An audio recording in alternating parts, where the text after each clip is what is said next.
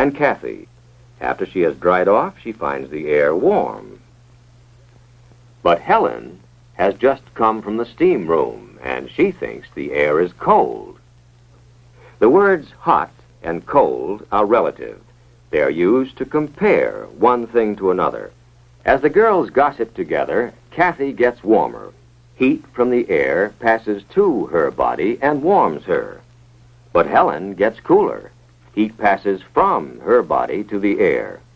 Heat always passes from a warmer substance to a cooler one.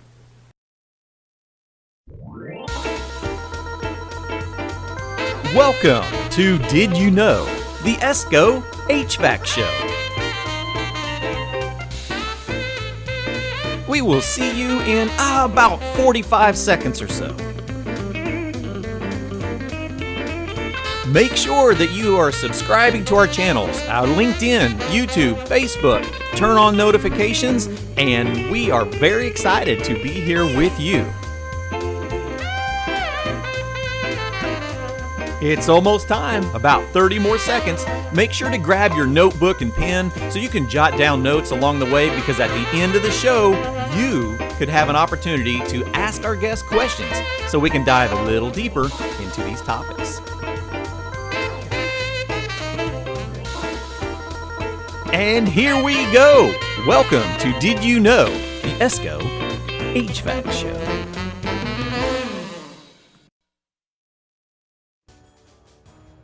All right. Hello, everyone. Thank you once again for joining Did You Know, the ESCO HVAC Show. Now, for those that were with us last week, we do apologize. We had a little technical difficulties as we were broadcasting. Someone pulled the plug. It must have Sorry, been guys. Silverstein. Way to go, bro. But we thank you all so much for joining us once again. So we're going to split this up. This is actually going to be a very special production. We are doing kind of our holiday special. Eugene and I joining today. So Eugene and I have we have our display of what atmosphere we're in. My wife always says that I should come with a warning label. I was like, oh, I found the best warning label ever. All right.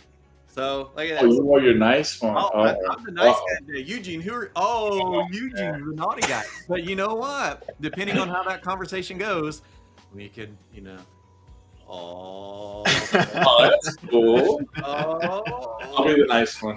Eugene will be the nice guy. There we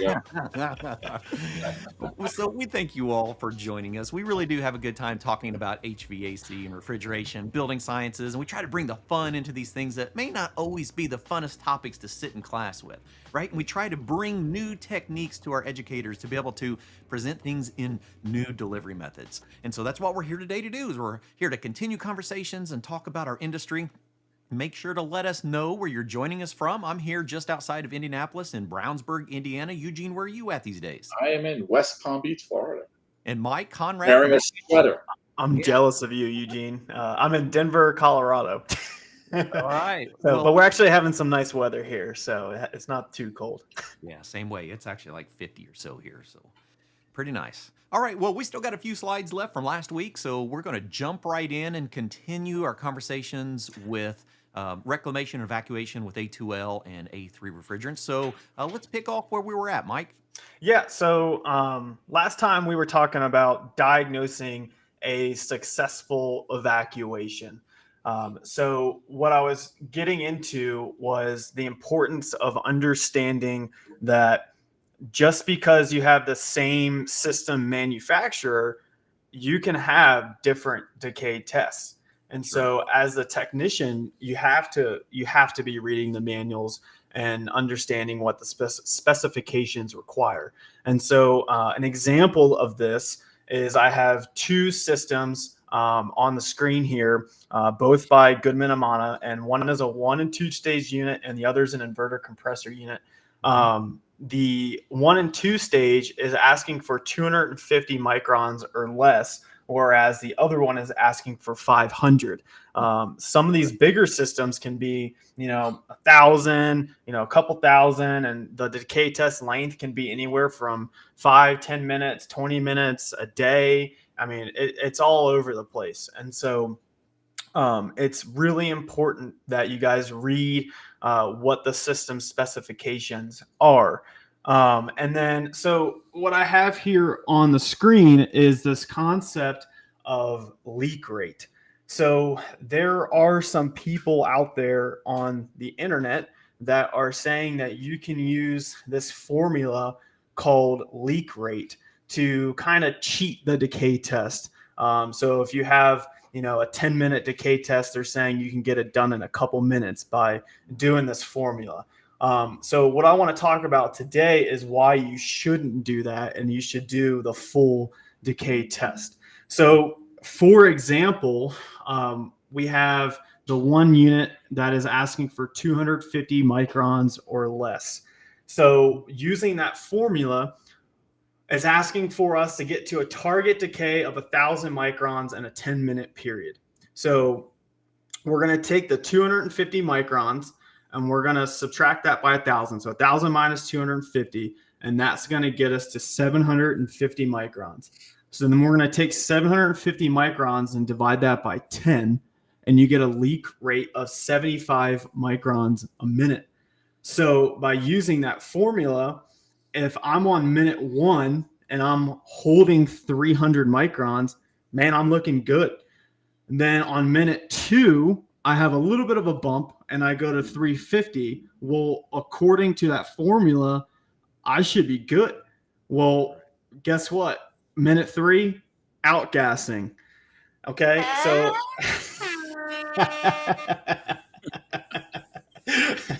exactly, Eugene, exactly. So on minute 3, we're going to get outgassing. And next thing that happens is we're jumped up to 700 microns. Right. And then on minute 9, we're past 1,000 and we failed.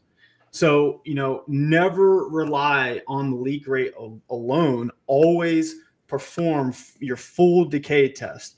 When these system engineers are creating, these units, they're accounting for pipe diameter, how many bends are in the pipe. And so that is why they have these specifications for the micron test or the decay test. And so I'm sorry, what'd you say, Clifton? The capacity in the coils, there's a variety of things that goes in. There's a lot there. And so, I think I said this last time, Appian, we're going to get you through your recovery and your evacuation very fast.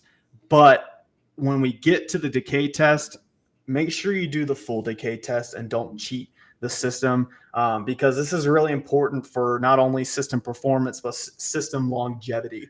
And so we really want to make sure that we're doing the full decay test. Do you guys have any questions on that one? No, makes sense. Follow manufacturer specifications. Yep. Sounds legit.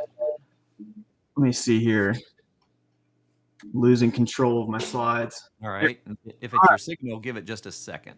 I got it. We're back. So now let's talk about reading your decay test results.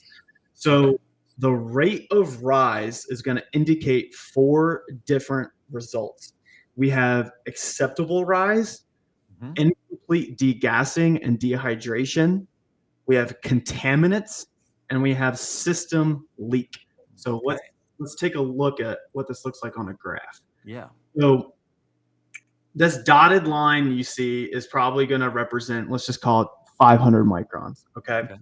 So the green line is indicating acceptable rise. So we're watching our micron gauge. And by the way, just want to hit on that full range capability again.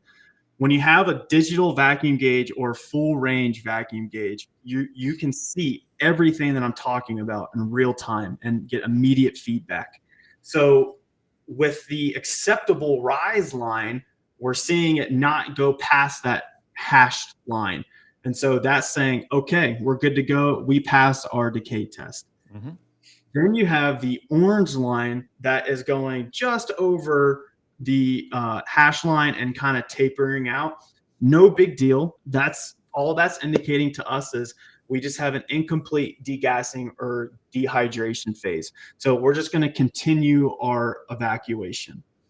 So then we have this purple or magenta line, and you can see it kind of go way up above our a 500 micron point, and then it's going to taper off. If you're having a huge jump like that and then it's tapering off, that's going to signify you have contaminants. So if you're going and getting that line immediately, your best bet is probably just to go ahead, break vacuum, do a nitrogen sweep if you haven't already done it. That way we're avoiding having to do multiple evacuations.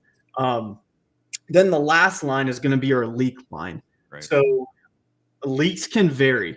So leaks can be immediate depending on how big it is. It can be very fast, or you can actually pull all the way down.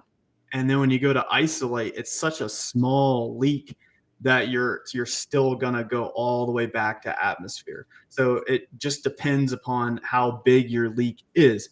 But again, if you have a full range gauge, we can see all this stuff happen immediately. So we're avoiding the headache and we're taking away the guesswork. Okay. Yeah. So yeah, go ahead. So if we exercise best practices and we already pressurized with nitrogen and we did a leak check, we did a standing pressure test, there's really no excuse to have, if you have a leak, that it shouldn't shoot back up to atmospheric pressure immediately if we already did a standing pressure test.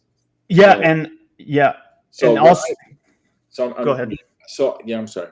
There's a little time left. So from my experience, if you see that sudden rise to atmosphere, I would check my connections on my gauges that I'm connecting to actually do the evacuation.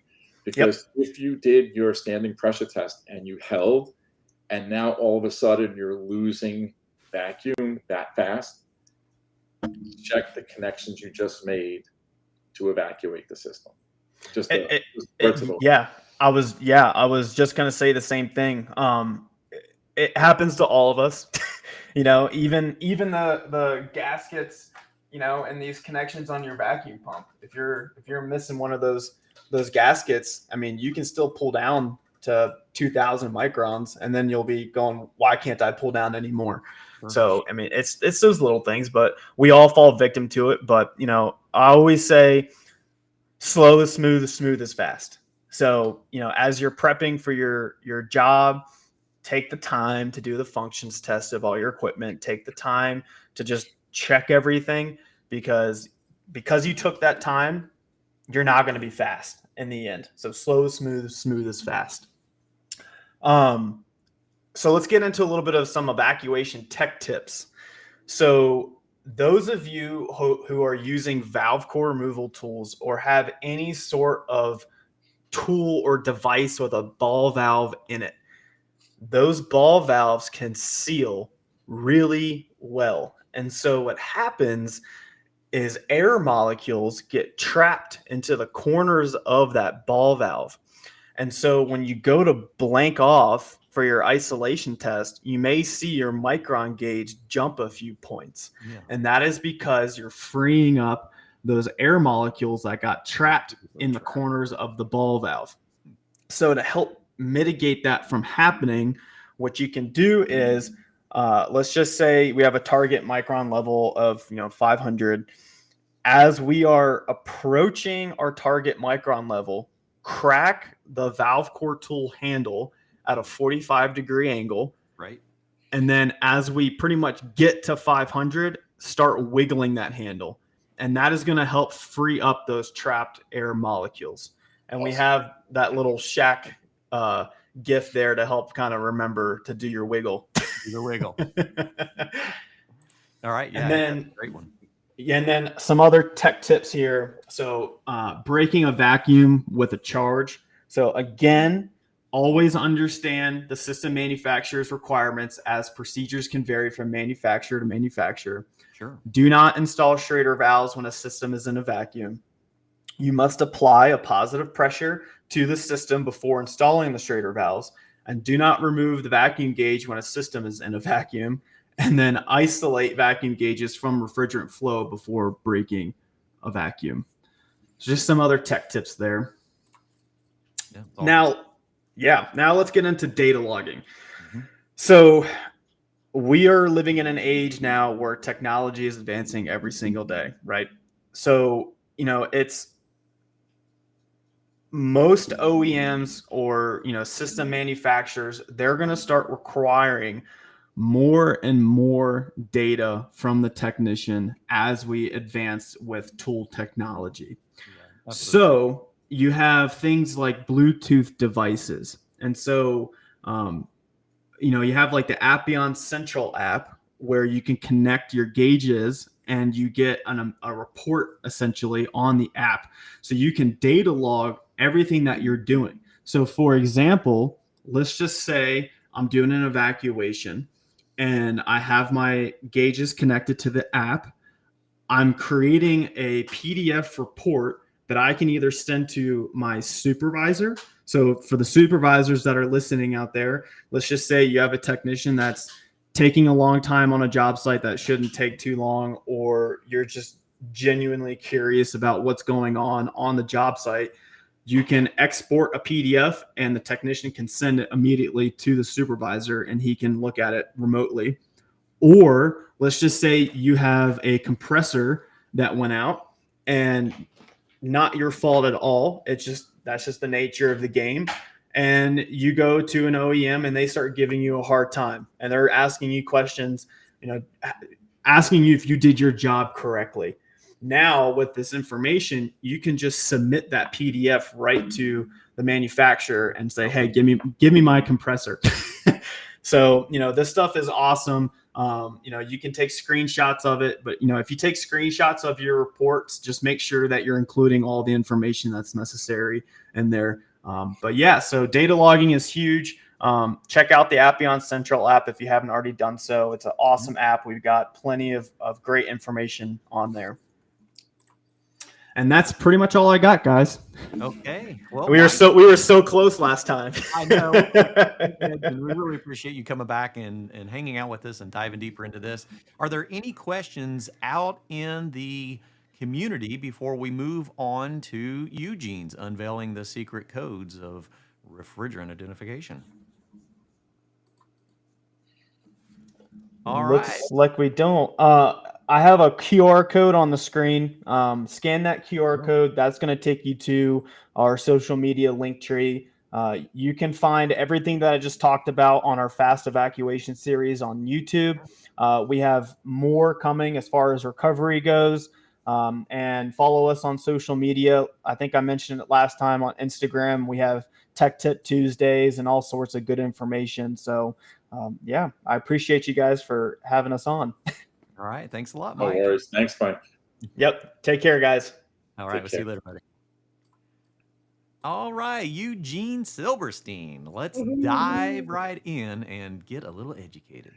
Oh man, yeah. This is actually the scary part, Clifton, because I get to. Well, it's not scary for me because it's actually cool. I get to nerd out on numbers. Right. But the fact is that a lot of people don't like numbers, and there are actually three kinds of people in this world, Clifton. Okay. And so the three kinds of people. So there are those who know math, and those who don't. So and actually, it's really interesting because it's proven that 4 out of 3 people. Yeah, it's proven that 4 out of 3 people have trouble working with fractions. Oh. So before we dive into refrigerant numbering and naming, Yeah. we just need to do a little math exercise just to get ready for this. I'm in. So everybody, what I want you to follow these directions really quickly, and then we'll see where we end up. So what I want you to do is I want you to think of a number. Don't shout it out loud. Think of a number from 1 to 9. And once you get that number, everybody's got a number? Everybody? Yep, cool. So you have that number from 1 to 9. I want you to multiply that number by 5. All right. So you've got a number from 1 to 9. Multiply that number by 5. Okay. And now you have a new number. Right. I want you to add those digits together. And now you're going to get a new number. So you thought of a number, you multiplied the number by 5, and now you added those digits in that number together. Okay. The original. All right. So now that you got a new number, I want you to subtract 5 from that number. And now you have a new number. So you thought of a number, you multiplied it by 5, you added the digits together, and then you subtracted 5, and now you have a new number. Mhm. Now what I want you to do is I want you to assign a letter to that number. So for example, if your number is 1, Right. that's A. Okay. If your number is 2, that's B. If your number is 3, that's C. It's, and so on and so forth. Okay. So now you have a letter. What I want you to do is think of a country that begins with that letter. So now you should all have a country. Okay. And now I want you to think of the last letter in that country Mhm. and think of an animal that begins with the last letter of the country. So now you have a country and an animal. And finally, I want you to think of a color that begins with the last letter of the animal. So you should Mhm. now have a country, Mhm. a color, Mhm. and an animal, which is really strange because the last time I checked, there were no orange kangaroos in Denmark. So let's move on. Woo! Crazy, right? It's amazing how numbers work.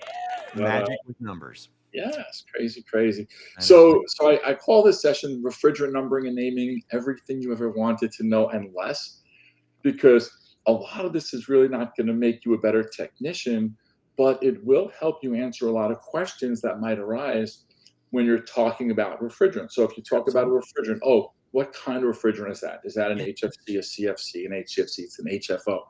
Yep. So I have a few things I want to talk to you about today, and one is the refrigerant series classifications and basically where all modern refrigerants came from, and talk a little bit about how we remove the flammability of refrigerants and talk about how refrigerants are numbered, what the lowercase letters after the refrigerants mean, what the uppercase letters mean after the refrigerants, and finally, how can we determine the name of the refrigerant? And not only can we determine the name of the refrigerant, but we could take a refrigerant's number, determine what it looks like, and actually tell what kind of refrigerant it is. Is Oh, it a wow, that's cool. CFC, HFC, CFC? Right. So it's actually kind of really neat how this all works, and it's really mathematical, and it's not super complicated.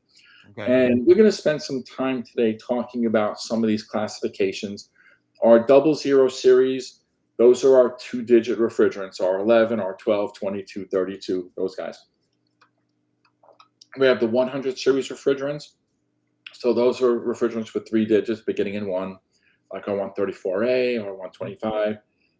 200 series refrigerants, we're not going to talk about today, but those are your propane-based refrigerants. Those are your 227s, 236s. 400 series and 500 series, those are blends. So our 400 series, those are our 404As, our 454As, our 454Bs. These are blends. These are near azeotropic blends. And then we have our 500 series. The 500 series, those became contraband back January 1, 1996, our beloved 500 and 502. Yeah, buddy. We're going to touch on our 600 series and our 700 series. 600 series are our saturated organic. We're going to talk about the difference between saturated and unsaturated and what actually that means. Okay. And then we're going to get into the 700 series. Those are saturated inorganic refrigerants, water, ammonia, carbon dioxide, sulfur dioxide, things like that. And then our 1000 series. Those we're hearing a lot about lately. Those are our 1234YF, 1233ZD, and all fun things like that. We're also going to talk about what those letters mean at the suffixes of these refrigerants. So just wanted to hop in. Most of our modern refrigerants start as a pure hydrocarbon. And we talk about hydrocarbons. Hydrocarbons contain hydrogen and carbon. And the four most popular base molecules for our modern refrigerants are methane, ethane, propane, and butane. So methane is CH4, which is one carbon atom surrounded by 4 hydrogen atoms. And notice the the crystalline structure. All of these atoms are joined together at 90-degree angles with each other. So methane, CH4, one carbon atom surrounded by 4 hydrogens. Ethane, right? C2H6, C2, 2 carbons surrounded by 6 hydrogens. Okay. Propane, C3. C3H8, so 3 carbon atoms surrounded by 8 propane atoms. And butane, 4 carbons surrounded by 10 hydrogens, so C4H10. You mean So chemistry these are may all actually apply to my HVAC career? absolutely, yep. So Wow. these are actually what we call acyclical alkanes. Okay, when we see the word ANE, so methane, ethane, propane, butane, that means that all of these atoms are connected to each other with a single bond. So if you look at any line that's connecting any carbon atom to any hydrogen atom, it's a single line. So methane, meth means 1, F means 2, pro means 3, bu means 4. So it's saying that all of these methane and these carbon and hydrogen atoms are connected by a single bond. Single bond. Now, if you think about methane, ethane, propane, butane, pentane, octane, right? Methane, natural gas. Propane in your barbecues at home. Butane in your cigarette lighters. Pentane, fuel oil, number 2. Octane in your gasoline. So hydrocarbons make really, really good refrigerants, but the only problem is they're really, really flammable. Very flammable. Yeah. So what we do is we take those hydrogen atoms and we pluck them off the molecule, and we replace them with what we call halogens. And halogens, fluorine, chlorine, bromine, iodine, astatine. So the popular ones in our industry are fluorine and chlorine. Yeah. But we use these halogens to replace the hydrogen atoms to make them less flammable while still maintaining the really good refrigerant qualities that we need. So some type of an AIM base, some type of a hydrocarbon base. Absolutely. Yeah. So pretty much all of our refrigerants started off as a hydrocarbon. So if we think about CFCs, all right, CFCs contain, CFCs are our chlorofluorocarbons. They contain chlorine, fluorine, and carbon. Our HCFCs contain hydrogen, chlorine, fluorine, and carbon. And our HFCs, our hydrofluorocarbons, contain hydrogen, fluorine, and carbon. So it's really, when we talk about CFCs, it's really about the atoms that make up those base molecules. So once we start plucking hydrogen off a molecule and replacing it with chlorine or fluorine, then what we have is we don't have a pure hydrocarbon. We have what's called a halogenated hydrocarbon, which is a hydrocarbon that we halogenate. I'll be darned. All right. So we could break this down again. I'm nerding out a little bit because I get really excited with this I've never topic. had it explained like this before. I used to do this class, but I didn't never sit and listen. That's cool. Now you don't have a choice. Yeah, so we have what are called partially halogenated hydrocarbons. Yeah. And then we have what are called fully halogenated hydrocarbons. So a partially halogenated hydrocarbon means we only halogenated some of the carbon, the hydrogens. Atoms. Yeah. So we only plucked off some of the hydrogens and we replaced those with chlorine and or fluorine. So if we look at our HFC refrigerants or our HCFC refrigerants, the fact that they're hydrochlorofluorocarbons or hydrofluorocarbons, that means that they're still hydrogen. Right. So they're only partially halogenated. Right. Whereas if we look at a CFC, there's no hydrogen in a CFC. It's a chlorofluorocarbon, which means that hydrocarbon has been fully halogenated because we replaced all of the hydrogens. Sure. Started out as hydrocarbon, removed all of the hydrogen, left the carbon, attached whatever new atoms to the molecule. Yeah. And that's a fully halogenated hydrocarbon because there's no hydrogen left. So just some semantics getting into the to the structure of our molecules. So if we know what a refrigerant number is, we can actually get into the numbering system. There's a reason why we number refrigerants the way we number them. So the refrigerant numbering system, originally called the DuPont numbering system, Right. adapted by ASHRAE. Now we just generically call it the refrigerant numbering system. And you can use this for refrigerants that have 2, 3, or 4 numbers, like R11, R12, or R134A, or R120, 1234YF, or 1233ZD. As long as the first number is either 0 or 1, but we can actually use it for 200 series refrigerants, the propane. We're not talking about that today, but we don't use it for blends. All right, so a blend is just a mixture of existing refrigerants. So if we're talking about R404A, or we're talking about 500 or 502, you can't use this refrigerant numbering system for that. So we're going to convert all of our refrigerant numbers to a 4-digit number. So for example, R22 is going to be written as R0022. R134A is going to be written as R0134. If we have 1234YF, we're going to write that as 1234YF. We're going to forget about the lowercase numbers at the end. I'm sorry, the lowercase letters at the end. We're going to talk about those soon. Okay. So here's the way it works. So refrigerant blends, we said it doesn't work. All right. So if we have like a 400 series refrigerant, let's say 454 capital A, 454 capital B, 454 capital C. Oh, there's difference between capital and lower? Yeah, we're going to get to the lowers in a little bit. We're going to get rid of the uppers really quick. Okay. So our 454, whether it's 454A, 454B, 454C, are made up of the same component refrigerants. So our 454 is made up of R32 and R1234YF. The only difference between the A, B, and C is the percentage of each of those refrigerants in the blend. So 454A, for example, is 35% R32 and 65% R1234YF. And the classification of A, B, or C really was determined by the date that these refrigerants were filed for SNAP, for the Significant New Alternatives Policy Program. Oh my gosh. It just so happens that 454A was filed before 454B, which was filed before 454C. Holy smokes. So that simple. So yeah, 454 is 454. It's R32 and 1234YF, for example. But the ABC are different percentages of those refrigerants, and we know from the ABC which one was filed first, second, or third. Okay. So so when we see a capital A, a capital B, we see a capital C. All that is, it's indicating that we have a blend, but also the 4 in front means it's a blend, and the order in which they were filed, the SNAP filing dates determine. If there was another one, if there was another refrigerant with a different composition of R32 and R1234YF, it would be 454 capital D. And the way we're going, we'll have a 454 capital Z soon.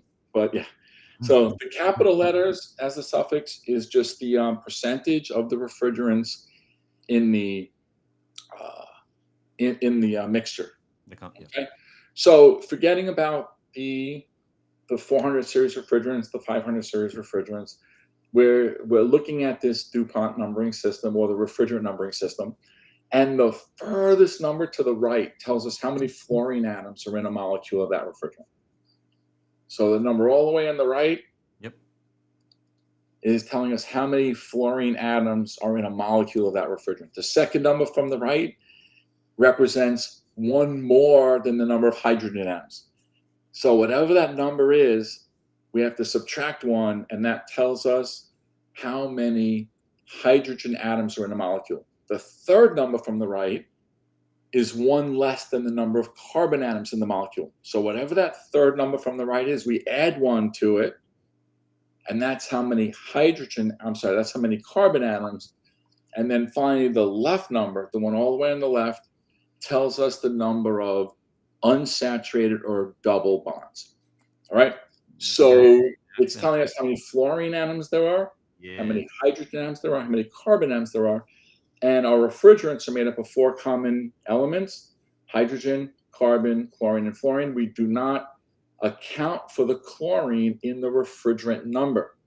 So if we have any spots left over, and we'll talk about what that means in a little bit, if we have any open slots, we fill those open slots with chlorine atoms. So it sounds a little crazier than what it is. So here it is. So we have a refrigerant number, the number all the way on the left, how many double bonds we have. The next number is one less than the number of carbons.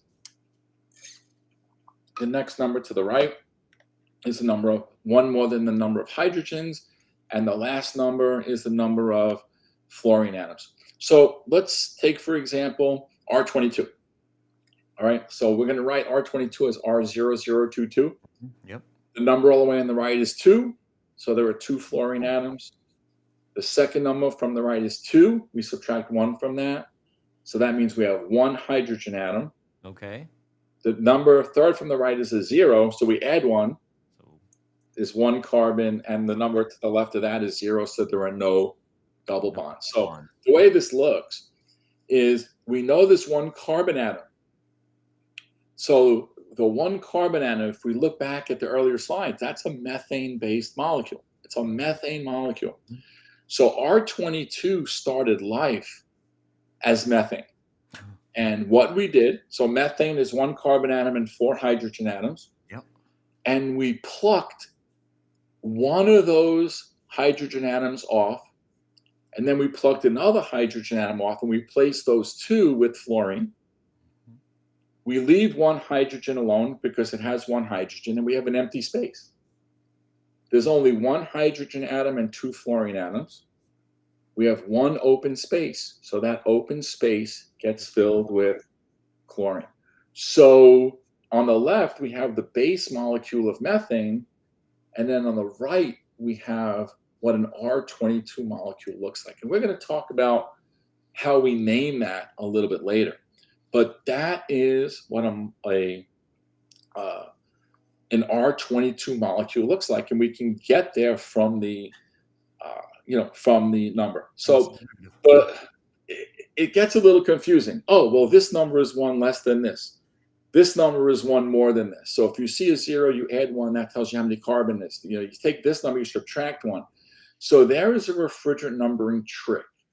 And this will apply to your 00 series refrigerants, your 100 series refrigerants, your 200 series refrigerants, your pretty much all the way up. Well, it doesn't work for 600s and 700s, but it pretty much works for the 1000 series, your 1234YFs, your 1233ZDs. You add 90 to the refrigerant number. And when we do that, take a look at what happens. If we add 90 to the refrigerant number, now we simply read from left to right, number of double bonds, number of carbon atoms, number of hydrogen atoms, number of fluorine atoms. There's no 1 more than this, 1 less than this. The trick is add 90 to the refrigerant number. That will automatically bring this number down by 1 and bring this number up by 1. So it'll take care of the 1 more than and 1 less than. So let's look back at R22 and do it again. It makes life a lot easier. And this is how we're going to run the rest of the session. Yeah. So we took R22, we add 90 to it. Yep. 90 plus 22, last time I checked, was 112. Yep. So now we look at 0, 1, 1, 2. The 0 on the left, no double bonds. The next number 1, 1 carbon atom. The next number 1, 1 hydrogen atom. The next number 2, 2 fluorine atoms. That is. So now it's just double bonds, carbon, hydrogen, fluorine. Again, no chlorine in this number. Any open spaces we fill with chlorine. So here is what it looks like. So R22 plus 90 is 0, 1, 1, 2. Yep. 0 double bonds, 1 carbon atom. 1 carbon atom means we started life as methane. Yep. 1 hydrogen atom, boom. At the bottom, you see 1 hydrogen. 2 fluorine atoms, bing, bing, those are that. And 1 left over. And that leftover space gets filled with chlorine. And there we go. That's simple. And this will work with multiple refrigerants. So let's do R32. We hear a lot about R32 lately. Yeah. So we got R32. We add 90 to R32. 32 plus 90 is 122. Yep. So the first number is 0, no double bonds. The next number, 1, 1 carbon atom. Again, R32 started life as methane. The next number is 2, 2 hydrogen atoms, and 2 fluorine atoms. So let me just back up real quick. Right, here was R22. right? R22 has one carbon atom, hydrogen, chlorine, and fluorine. So what type of refrigerant is R22? R22 is a hydrochlorofluorocarbon because it contains hydrogen, chlorine, fluorine, and carbon. So if you're trying to remember what kind of refrigerant R22 is, if you know the DuPont numbering system, you can say, wow, let me do this. And now I know by the finished molecule, I have hydrogen, hydro, chlorine, chloro, fluorine, fluoro, carbon, carbon. So I have a hydrochlorofluorocarbon or an HCFC refrigerant. Yeah. HC, hydrochloro, FC, fluorocarbon. So going back to R32, we added the 90. We have 0 double bonds, 1 carbon atom, 2 hydrogen atoms, 2 fluorine atoms. So again, R32 started life as a methane molecule, 1 carbon atom, that tells us it's methane, 2 hydrogen atoms, 2 fluorine atoms, no empty spaces. No room for chlorine. No room for chlorine. So what kind of refrigerant is R32? R32 is a hydrofluorocarbon because it contains hydrogen, fluorine, and carbon, HFC. Super simple. Kind of neat, right? And it's just the numbering system. Yeah. So how about R134A? Okay. So R134A, add 90 to 134A. 134 plus 90 is 224. Okay. No double bonds, right? It's a 0. The next number is a 2 carbon atoms. 2 carbon, that's different. Yep. 2 hydrogen atoms and 4 fluorine atoms. So 2 carbon atoms tells us that this refrigerant started life as ethane.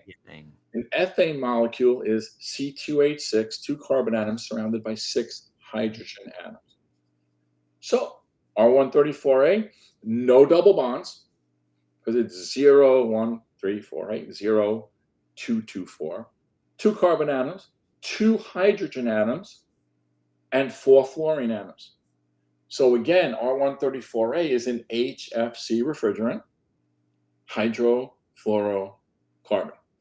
So the question arises, why did the 2 hydrogen atoms stay on the left? Right? So if you look at that diagram for R134A, I have 2 hydrogen atoms connected to 1 carbon atom. Right. And the issue is the lowercase a and the lowercase b that you might see in refrigerants, that indicates that the refrigerants are what we call isomers. So the letter indicates that we have the same elements, the same atoms, but we're putting them together differently. And it has to do with how symmetric the molecule is. So for example, if we had R134, forget about the lowercase a. R134A means that it is the most symmetric combination of atoms making that molecule. So if you look on the left, you'll see that 1 hydrogen atom is bonded to 1 carbon atom and the other hydrogen atom is bonded to the other carbon. If we took that molecule and folded it, it would be perfectly symmetrical. Yeah. That's 134. R134A is the next symmetric combination. Yep. Where we have 2 hydrogen atoms connected to 1 carbon. If there were more combinations, then there would be 134 lowercase b, which there's not. There's no other combination. Those are the only 2 combinations of those elements. So that's how we know that those 2 hydrogen atoms are bonded to 1 carbon. So like I said, 134 is what it looks like on the left. Right. 134A is what it looks like on the right.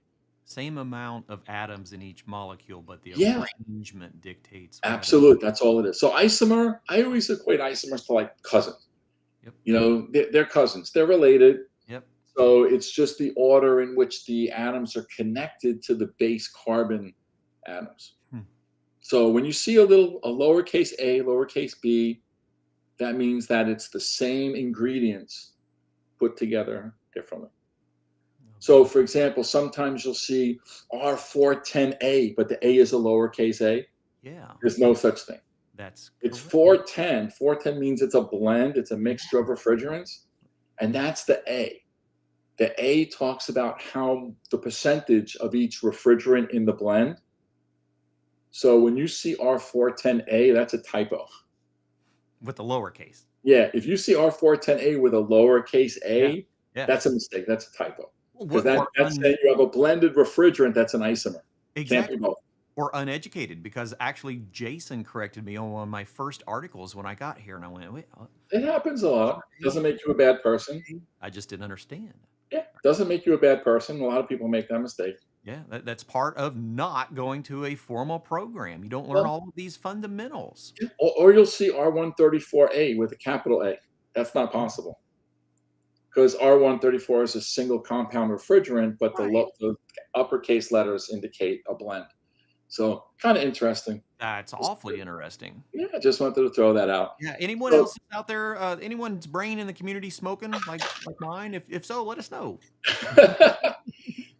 oh, if it didn't smoke yet, it'll definitely smoke. So the 600 series refrigerants, all right, the only ones we deal with are butane and isobutane. So I just wanted to throw this out there real quick. So the methane, ethane, propane, and butane molecules, all right, are what we call saturated compounds. So if you looked at the string of butane, if you looked at the string of ethane or propane, it was carbon atoms with hydrogen atoms connected at 90 degrees. So when we look back, let's say at, all right, let's even pretend that we're looking at an ethane molecule on the left, where all those surrounding atoms are hydrogens. It would be C2H6, which means 2 carbon atoms are surrounded by 6 hydrogens. They can't have any more hydrogens. That's the maximum number of hydrogens that we can bond to those 2 carbons. So when we have a methane molecule or an ethane molecule or a propane molecule or a butane molecule, that means that those molecules are saturated. In other words, they can't hold any more hydrogen. So the 600 series refrigerants, this is your butane and your isobutane. These are saturated refrigerants because we can't put any more than the maximum number of hydrogens. So for butane, butane is C4H10. We can't have more than 10 hydrogen atoms. So we say saturated because we can't hold any more hydrogen, and we say organic. Organic refrigerants contain carbon.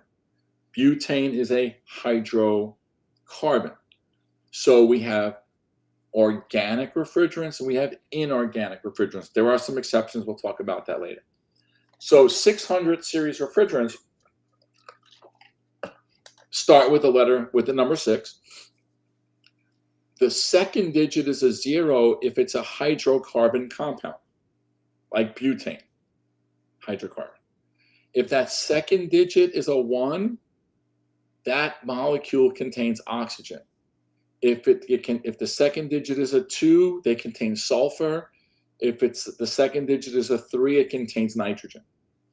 So if there's a refrigerant 61 something, we know it contains oxygen. If it's a refrigerant 620 something, it contains sulfur. Sulfur, yeah. If the number is 630 something, it contains nitrogen. And then the third digit is just randomly assigned. So the only refrigerants we deal with in the 600 series are isobutane and butane. Yep. Where 600 is butane and 600A is isobutane. Okay, take a look on the left. That's butane, C4H10. We looked at that before. And that's called a linear or a string molecule because it's linear or looks like a string.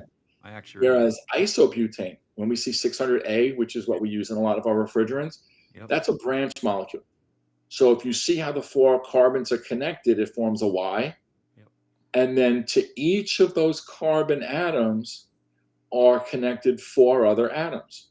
So if you look in the top left, you'll see 3 hydrogen atoms, but it's also connected back to that central carbon.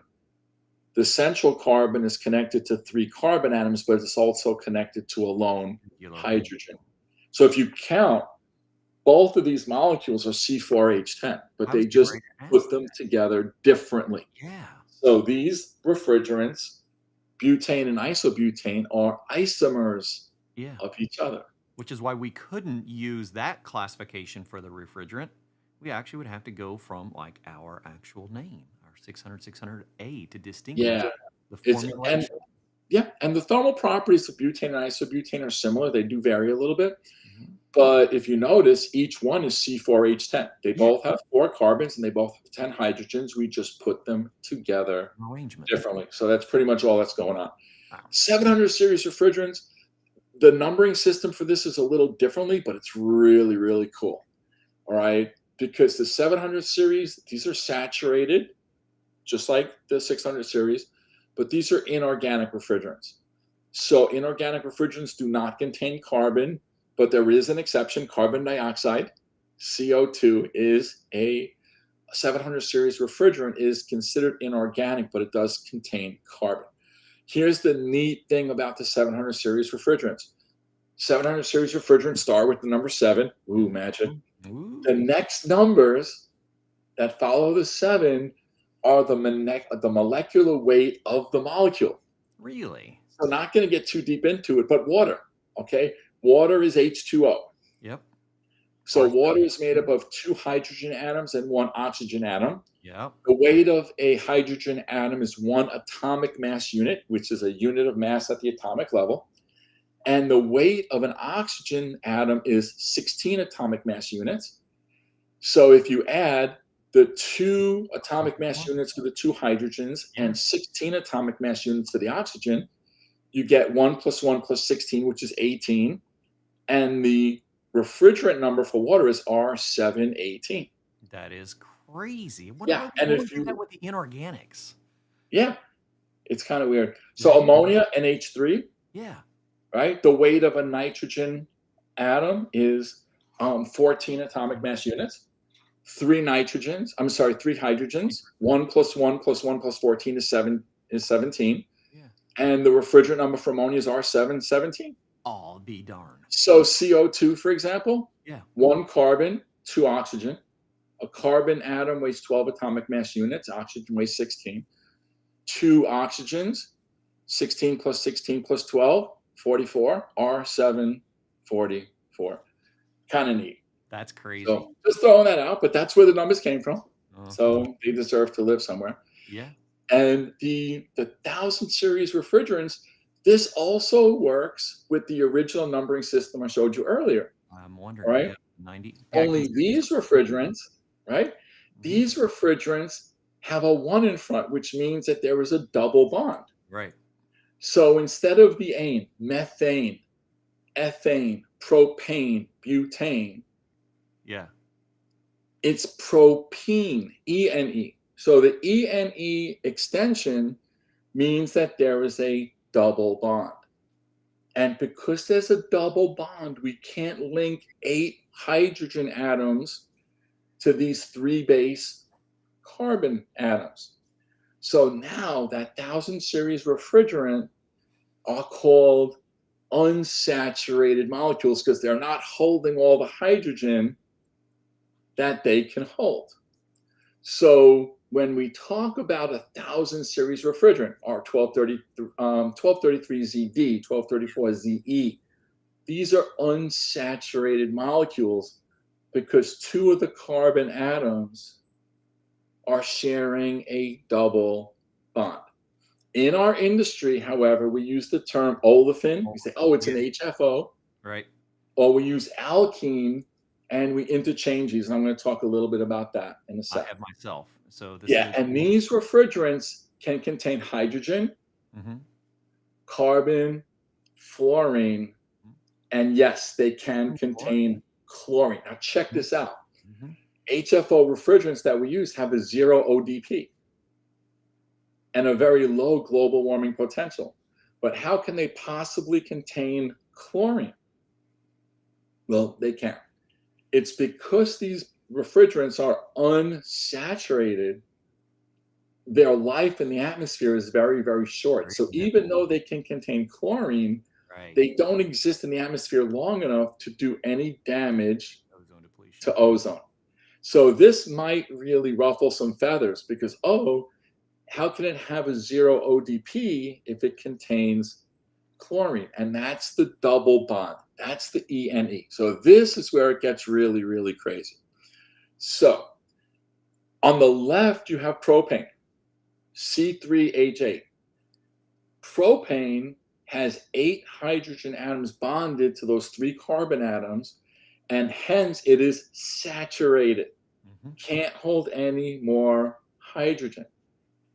Look at the molecule on the right.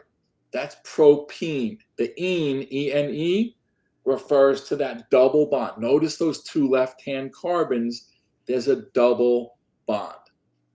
So the carbon on the right is bonded to 4 atoms, 3 hydrogens and the center carbon. That center carbon is bonded to 4 atoms. It's bonded to that hydrogen atom, it's bonded to the carbon atom on the right, that's 2, and it's bonded to the carbon on the left twice. So that counts as 4 bonds. Sure, absolutely. The carbon on the left bonds to each of those hydrogens 1 time, and to that center carbon twice.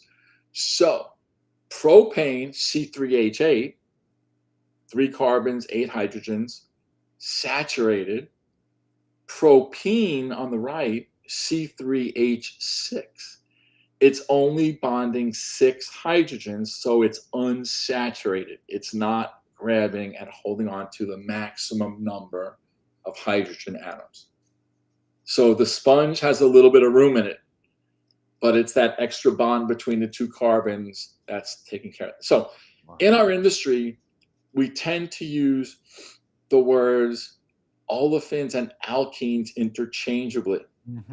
And for our industry, where we're dealing with propene exclusively, it's okay to say that.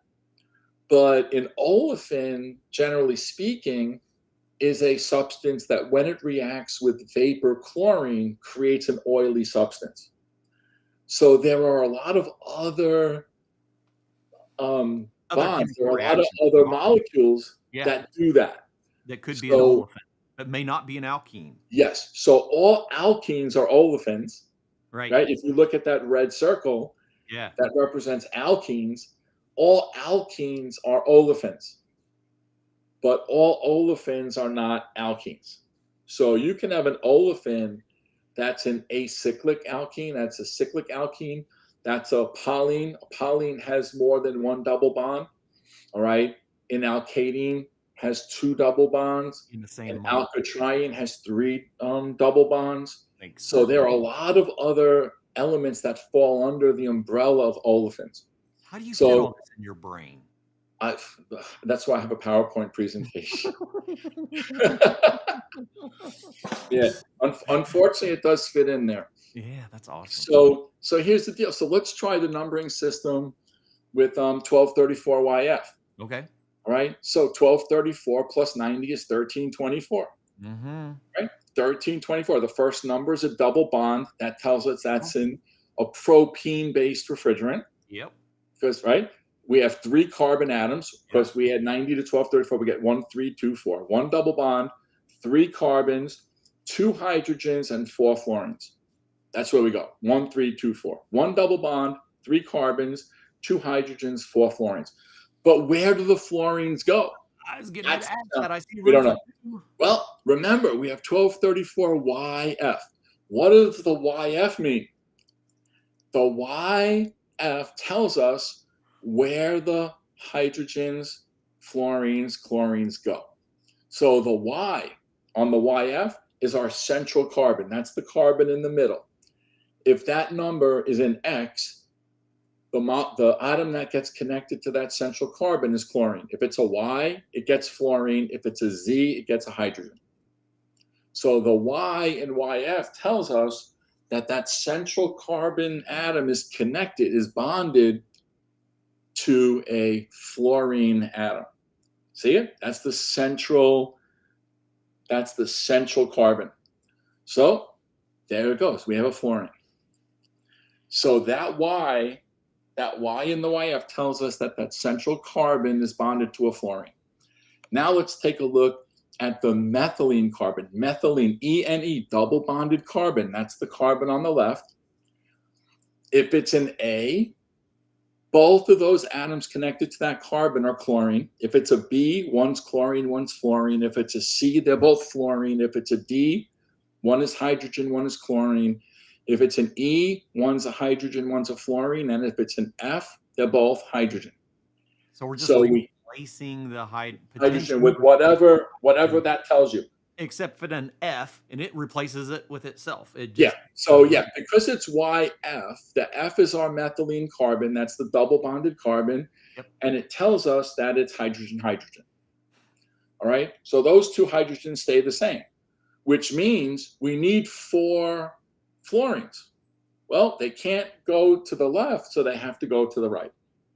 So what we're looking at right now is a molecule of our 1234YF, right? And what is 1230YF? 1234YF is an HFO refrigerant. It's a hydrofluoroolefin because it's an olefin because it has that double bond. Kind of interesting stuff. That's pretty cool. Yeah, 1233ZD, same deal. Let's look at it. 1233 plus 90 is 1323, right? We have 1 double bond. We have 3 carbon atoms, right? That first 3.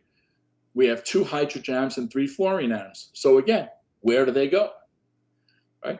That first Z, right? The 1233Z means that that central carbon is bonded to hydrogen. Yep. And the D means we're bonded to a hydrogen and a chlorine. So it substitutes 1 hydrogen with a chlorine. Yeah. So look, so 1233ZD looks like that. So 1233, which is an HFO refrigerant, actually contains chlorine. I thought I was crazy when I was reading the chemical attributes, because I always go on to Wikipedia and look through all the different chemicals when I see something that I'm not familiar with, because it breaks out what are the chemical components of it. Yeah, this annoys a lot of people because how can it have chlorine? That's exactly what I said. Yeah. So remember, our 1233ZD is an unsaturated molecule, so it doesn't last long enough in the atmosphere to do any damage to ozone. So the chlorine breaks apart easier, comes back down to the ground, and is not a suspended particle in the atmosphere. Yeah. So the last thing I want to chat about is numbering, is the naming. So it's like, okay, how do we name these refrigerants? Well, if we know the DuPont numbering system, we could determine what type of refrigerants. We could draw a molecule. We can also name it. Because the name starts with how many chlorine atoms are in the molecule. Then it goes how many fluorines are in the molecule. And then it finishes with the base molecule. So you'll hear crazy terms like monochloro, trifluoromethane, or actually, we won't do that one. Trichloro, difluoroethane, or something like that. So it really talks about how many chlorine atoms, followed by how many fluorine atoms, followed by the base molecule of the refrigerant. So for example, right, if we have a refrigerant, the base molecule includes all of the hydrogens and the carbons. That says all chlorine and hydrogen. That's actually wrong. So I'm going to get off that slide because that's bad. Don't look at that. So all the hydrogen atoms and carbon atoms in the base molecule are included in the methane, ethane, propane, butane, whatever it is. So take a look at this. This is a molecule of R22. We drew this earlier, right? We looked at the number. We see, okay, the R22 molecule is a methane-based molecule. It has 2 fluorine atoms and 1 chlorine atom. So the way we name, what's the name of this refrigerant? We say, oh, it's R22, but what's the chemical name? Well, it starts off with the number of chlorines, mono 1, monochloro, 1 chlorine, followed by the number of fluorines. So monochloro, 1 chlorine, 2 fluoro, monochloro, difluoro, and then the base molecule, which is methane. So if you look at a drum of R22, you're going to see monochloro, difluoromethane, or chloro-difluoromethane. I put the mono in parentheses. Yeah, because it didn't have to be there. And so if you read it backwards, right? It's a methane molecule where we've replaced hydrogen with 2 fluorines and 1 chlorine. And that's the name of the refrigerant. That's the chemical name of R22, monochloro-difluoromethane, right? Kind of neat. So R134A, right? R134A is an ethane-based molecule, has 4 fluorine atoms. Mm-hmm. So we have no chlorine, so we don't talk about it. Right, go straight to fluoro. Right. So mono 1, di 2, tri 3, tetra. If you played Tetris growing up, tetra 4. So the name for R134A is tetrafluoro dihydro. No, the dihydro. Oh, you don't have hydro because it's part of the ethane. Right. The dihydro, the 2 are part of the ethane molecule. All of the carbons and all of the hydrogens that are there get wrapped into that base molecule. So the chemical name for R134A is tetrafluoroethane. So if you read it backwards, it's an ethane molecule where we replaced hydrogen with 4 fluorines. Oh right? my gosh. I'm telling you, it gets really stupidly easy when you think about it. So here, R1234YF, right, has 4 fluorine atoms, no chlorine. So there's no chlorine. We don't talk about it. We got, again, tetrafluoro, right, 4 fluorines. And the base molecule for 1234YF is propene. Yeah, So the chemical name for 1234YF is tetrafluoropropene. So it's a propene? Yeah, because it's a propene. See that double bond? Yep. It's an alkene.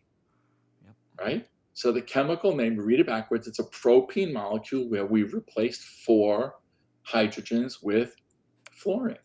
That is so right? simple. So take a look at this one, 1233ZD. We won't. I'll pull the plug on the paint on this one, right? So here it's a propene molecule with 1 fluorine atom. Oh, that's actually done wrong. I did that slide wrong. It's supposed to be 3 fluorines. So that's wrong. Tetrafluoro. That's wrong. We're gonna skip through that because it should be monochloro. Actually, I put the mistake in here purposely so you can see if you can find it. We can see if we can find it. Yeah, no, it's so 1233ZD has 3 fluorine atoms. Yeah. Right? Because if we add 90 to 1233, we get 1323. Yeah. So the 3 on the right means that there are 3 fluorine atoms. This diagram only shows 1. I apologize for that. It'd be monochloro trifluoro. So it should be monochloro trifluoropropene. Okay? So that's a mistake. So if you print this slide and bring it to your local Chase Bank, they will give you absolutely nothing in exchange for it. Yeah. So this is monochloro trifluoropropene. All right. So I apologize for that typo. We are allowed to. That's a good study lesson. Made me think for a minute there. Yeah. So so that's the deal. So if you know the refrigerant, you can figure out the numbering, where it comes from. You can figure out what type of refrigerant. You can figure out how to name it, and you can figure out what type it is. So if you have any questions, comments, concerns, you can reach me at eugene@escogroup.org. You can reach me at eugene.silberstein@yahoo.com. And those are my phone numbers. So now that I blew your brain, so I'm going to turn my knife. I know. Party time. It's time to. It's the after show hour show. All right, we got quite a few people still out there in the audience. Anyone have any questions for Professor Silberstein while we've got him here? And bring that music in there, Daniel. It's Christmas time. Enjoy this season. I know it's a lot of information, but we always try to break things down and make them understandable. Even myself, there's a lot of things for me to learn. Part of being an educator is realizing that there's no way we can know everything. But if we look to the experts in the industry, bring in the people who truly have the passion to educate on different topics, then every week we'll have a new topic from a different passionate educator. See how I turned that around with the Eugene? You see what something is? We just read it backwards. There you go. Is Eugene real or is he a robot? Yeah, I know.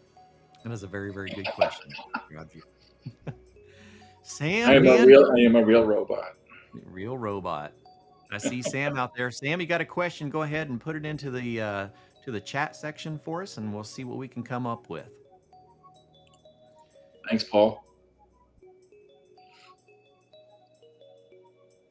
Yeah, thanks you, Paul. This is a great presentation. I mean, even myself, I knew enough to be dangerous. And so the more we continue talking about, especially these new refrigerants, our blended refrigerants and our 1000 series refrigerants, there's a lot of things that need to be answered. Hey, how's it going, Rob?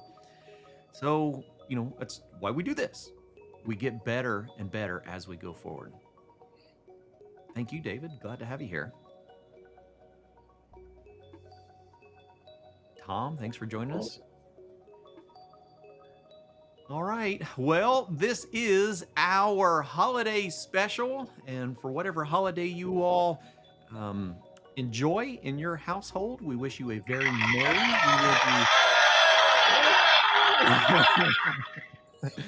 We'll be hoping for a very Merry Christmas here from the Beck family in Brownsburg, Indiana. And we look forward to seeing you all again. We will be back week after week. We'll be here next week doing one. I'll actually be on the road doing a little bit of time off, but I cannot take time away from my show. This is one of the most important things for me, to spend time with fellow educators and just keep up to date with what's changing our industry. So, Mr. Silberstein, thank you so much for our day. And I hope you have a very, very happy holidays. And we will see everyone again next week on Did You Know? The ESCO HVAC Show. Bye, everyone. Take care.